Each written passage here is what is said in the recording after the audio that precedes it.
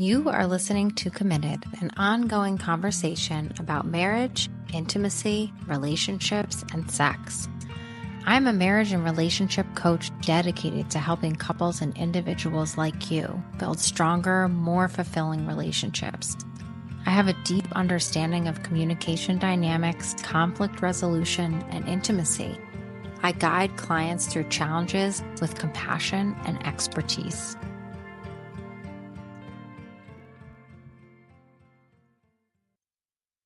Hello.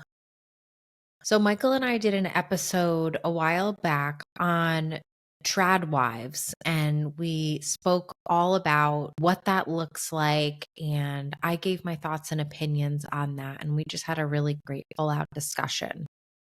I want to talk to you today about financials in a household with parents and children because I have some thoughts and opinions on that. Wanted to provide some food for thought. And let's just get into it. So, it's a really hard decision for many families when you start having children. Often nowadays, both people are working out of college and many are developing their careers. In the past, we know that men's careers were prioritized and women's job was really to take care of the home, take care of the children, and women were not encouraged to get an education and to pursue a career path that was interesting and exciting to them and really take off in that way. Household work and child rearing was not equal. And things have changed now because it's often required that both spouses in a household work and that childcare is distributed equally among parents and caregivers, or children go to daycare or they have a nanny or a babysitter so that both parents can bring income into the home. But there are some families where they are able to have one working parent and one parent that stays home.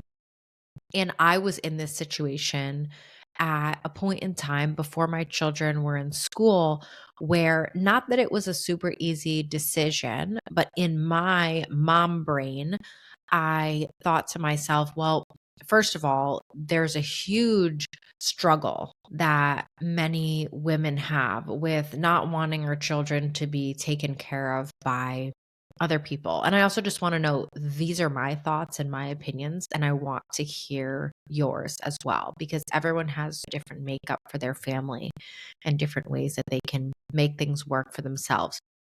But I find that it is very challenging for many families when you're trying to have kids and lead this traditional life, but also live in modern day America where it's not always feasible to have things and do things exactly the way that you want it to. Many families find themselves in a place where they can't just choose and go with it, right? Sometimes they have to choose situations and makeups that just don't feel 100% for them, but need to go with it. And maybe retroactively or retrospectively looking back, they say that that was a good choice.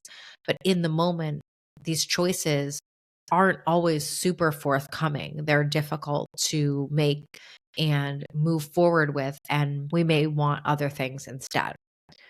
So for some families, they choose to have one person stay home. And like I said, I was in that boat at one time.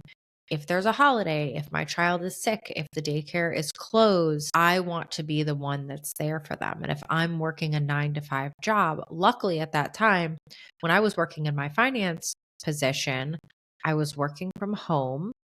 I actually never sent my daughter to daycare when I first had her because I found myself having like panic attacks still pregnant, holding my belly, feeling like, how am I supposed to give this baby to someone else to take care of when I'm the one that's supposed to be taking care of her? And at that point, I didn't know whether I was having a boy or a girl, but I was just having this crisis that was happening. I felt like this mental crisis that was happening because I just couldn't compute in my brain how I was supposed to go and sit at my desk all day when my baby was being changed, fed, cuddled, cared for by somebody else other than me. And so at that time, I asked my job if I could start working from home. And I was so fortunate that they really valued me as an employee and they said, all right, let's go with this and let's see where it goes and let's just keep talking about it as we move forward. But for me, looking back, that probably wasn't the best choice because I had so much anxiety and felt loneliness about being at home with her and also trying to work at the same time. At one moment, I hired someone who was like a nanny and I worked and she took care of my daughter. But it was just still very difficult to be in the same household. Certainly didn't have a lot. We had a small house. And so I just kind of went with it because I'm like, well, it's really hard to work and take care of her, but it was really hard to have someone in the home and trying to work in the next room and have someone being just feet away taking care of your child and you just feel like this is the job that I'm supposed to be doing. And so it's really difficult for many families because they either want to stay home or they don't want to stay home. And financially, it makes sense to do the opposite. Right now in 2024, I know we can all see this clearly if we're parents. It's easier for some people to have someone staying home if your income level is such that daycare would be too expensive. And then the opposite is also true, where if you're making enough income to pay for the daycare, you need to work in order to afford your household. And so making choices that financially make sense are a no-brainer, right? We just do them, we go with it. At the same time, it's difficult sometimes to choose what's right, and some spouses aren't always in agreement with one another on what to do. I certainly know families where that absolutely makes sense that somebody stays home because of the availability that you can have for the kids and the control that you have over their care and just being there for them and showing up. At the same time, it's certainly not a poor choice to go to work because you're setting a great example for your children that in either case, really, that you're working hard, that you're doing what you want to be doing. Now, my plug for people working is that you never know what your future is going to hold. And so if you're a woman and you're staying home with your children, you are losing years of your career in order to take care of your children. And you're not getting raises. You're not getting paid at all. Most families, I assume, but I strongly assume, aren't having conversations with their spouse around, well, how much am I getting paid for my job? So say your spouse, let's just make it easy, makes $100,000 per year and you're at home doing your job, taking care of the kids.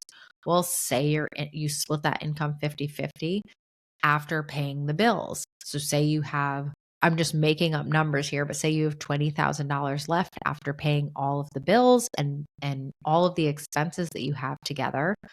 Well, each of you takes 10K away. One reason that's really difficult is because two spouses may have a different perspective on what it takes to go to work versus what it takes to stay home with the children. There is a lot of stigma about staying home with children and having it be an easy job where you just get to sit back and relax. Those of us who have done it and those of us who are parents in general, who are engaged parents, know that that's absolutely not the case. There's also some article that was put out a while ago that I was sent from a company that I adore. Essentially, mothers and women who work outside the home do more work inside the home than mothers who stay at home with their children as their job and their career, because we should call it that. You are raising children. And unfortunately, though, in the workforce, it's not looked at as a positive thing. And maybe that can change over time. It's not looked at like, wow, you have been running a household, raising children, raising good human beings, hopefully, multitasking, doing the finances sometimes of the household. And that makes you more qualified for some of these jobs that you might look at as appealing down the line when your kids go to school. But even when your children go to school, you're trying to balance. They get off the bus or you pick them up from school. That's not at 5:30 or 6 o'clock. It's really impossible to work a full day unless you have flexibility where you can go pick them up. You can do the rest of the day with them. And then once you get them to bed and take a shower and maybe work out for yourself or eat dinner if you're not eating with them or whatever you're doing, you're then jumping back on your computer. Ugh, that's not appealing to me at all. And it's certainly the life that I live right now with my job being sort of scattered all over the place. I make my own schedule. I go to school. So lots of my schoolwork is being done from 10 p.m. to 12 a.m. or 1 a.m. sometimes. And so that's a choice that I make, but it's a temporary thing. And so maybe other people look at it that way as well. Once my children get into middle school, they get off the bus and then they can go occupy themselves or they have a sport after school and I can finish my workday. But when children are young, well, they don't get on the bus until 8:30, right? Or I don't drop them off at school until 8:50. Well, when you think about travel time to work, if you're not working from home, think about people who work in healthcare. They're not walking into work at 9:30 a.m. They've got a 12-hour shift where they have to be at work for 6:30 to start at 7 or something like that. And so our country makes it very difficult, and our society makes it almost impossible for both parents to hold a full-time job, which is why many parents look for that flexibility. Like myself, I've definitely looked for that flexibility over time and have been fortunate to be able to find that in some instances. But even my life hasn't been easy in that realm either. I've had to go through my own trials and tribulations to get to the place that I'm at today, which is still very imperfect. But at the same time, if I had to go to a 9 to 5 job, I wouldn't be able to put my kids on the bus. I wouldn't be able to drop them off at school. I wouldn't be able to pick them up from school. Daycare often has longer extended hours, but once your kids start school, that's over, right? And so this is why, obviously, many people choose to just stay home so they can be available for their children. So as you can see, not an easy place to be, not an easy choice to make. But I highly suggest and recommend that you make this choice with your spouse or partner if you're not married, and you make the choice very carefully. And my plug for working is that you never know what's going to happen in a relationship. Now, I will be the first one to say, I have people around me who are stay-at-home parents and their marriages are solid and they have made a decision to do what they're doing and it works for them and they're not concerned about it. There's no anxiety over it. They're not in a rocky or turbulent relationship with their spouse. Some of them have multiple children where it just wouldn't make sense having all of them in daycare and they just don't want to be going to work every day and missing some of those moments with their kids. As a mom myself, I totally understand that. And that is absolutely where I was at one point in my life. And I'm still at that place where I want to go to every school function. I want to volunteer at every single thing. And I am fortunate and I've built my career in a way such that I can do that. Not everyone has that luxury. So I get it. It's difficult to make a choice to work. The problem that I have is for people who flippantly made a decision, I'm just going to stay home right now without a serious sit down conversation and a revisiting of the topic. The concern I have is what happens if your marriage doesn't work out, or what happens if you are in a position down the road, even in the marriage with your spouse or in the long-term relationship still, where now you need to be making more money and you're stuck because you've spent years of your life with your kids. There's absolutely some people who say, I'm willing to take that risk.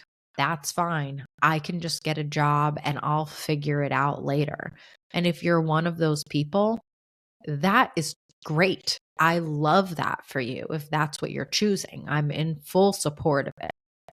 I just encourage you to be really thoughtful when making these decisions because you don't want to get yourself into a place where now you've lost. Say relationship. And this is the case for many of the couples that I see or have seen over the years, where they end up getting a divorce and one person has spent years and years focusing on raising the kids, didn't plan for a divorce, and now is very dependent on their spouse or ex-spouse to financially support.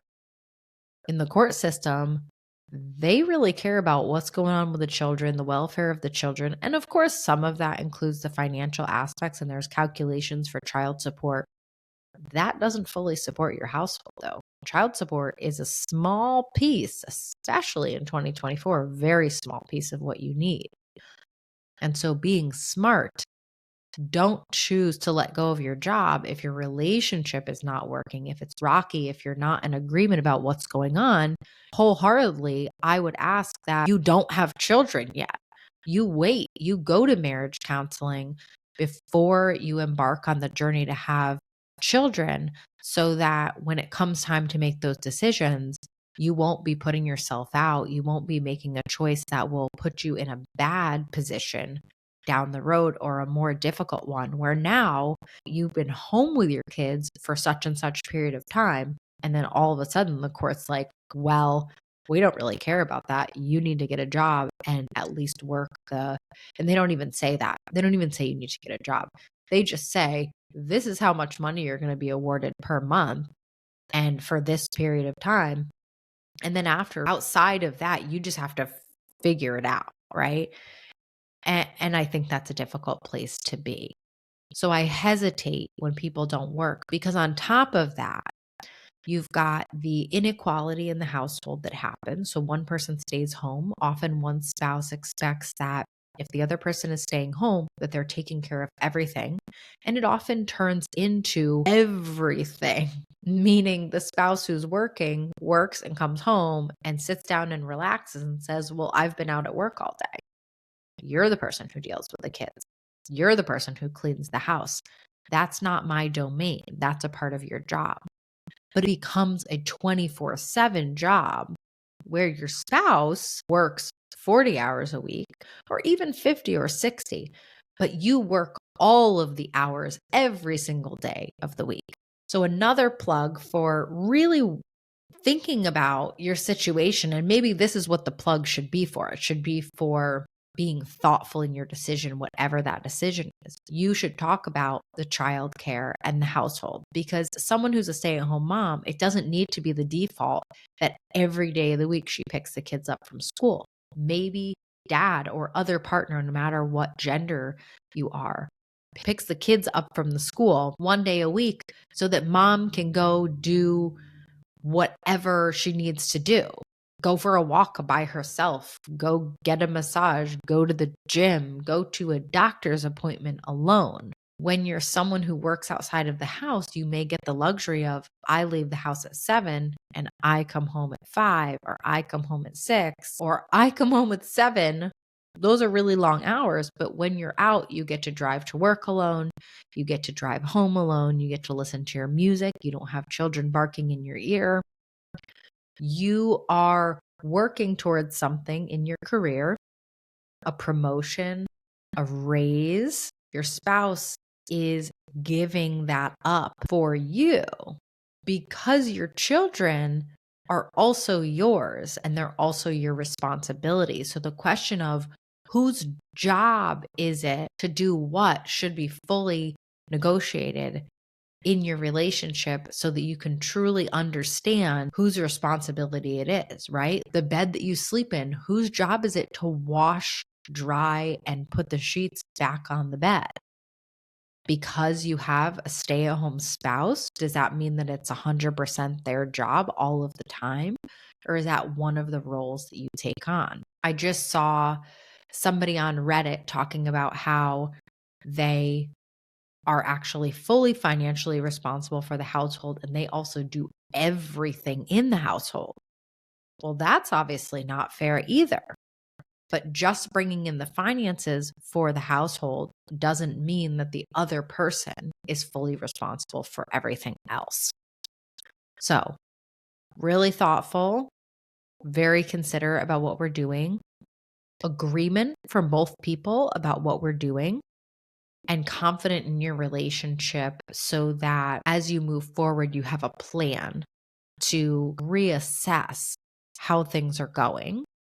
I highly suggest relationship meetings so that you can discuss how your relationship or your marriage is going at different time periods. So, weekly is what I suggest. How's our relationship going? How are things going right now? Or you can talk about the business of running a household, but you can also talk about how you feel about one another, how supported you feel about one another, your future goals and desires for your life. Now, I just wanted to potentially touch on one more thing here. So, someone had written in and said that, back to my example from before, one spouse is doing everything in the household and financially, but your other spouse is not receptive to the feedback that you want to give them about being fully responsible for everything and wanting to unload some of that. Now, what's difficult is that if you are stuck in your situation, right, it's not so easy for another spouse to just go out and get a job and start making income and contributing in that way. It is logically easy enough for that spouse to start contributing to the household in certain ways and an agreement that you can make with each other. But that's something that I would have wanted to see you discuss previously.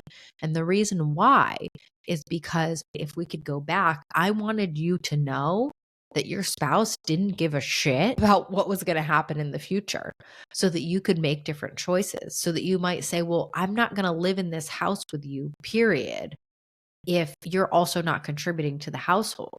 Maybe you have an agreement that one person works before you have kids because that's what you want. Interesting, but it does sometimes happen. Well, if that's the case for you, then what are the responsibilities of that person who is staying at home and not working? Maybe a responsibility that they have is cooking some meals or packing lunches for the both of you, or handling all of the finances, or handling all of the different things that have to happen if you own a home, the yard care, if you need to get any sort of electrical, maybe something breaks, who's the person that calls and schedules. All of those things take time. I wanted you to know this before you were in the situation where they're like, no, this is just not my thing.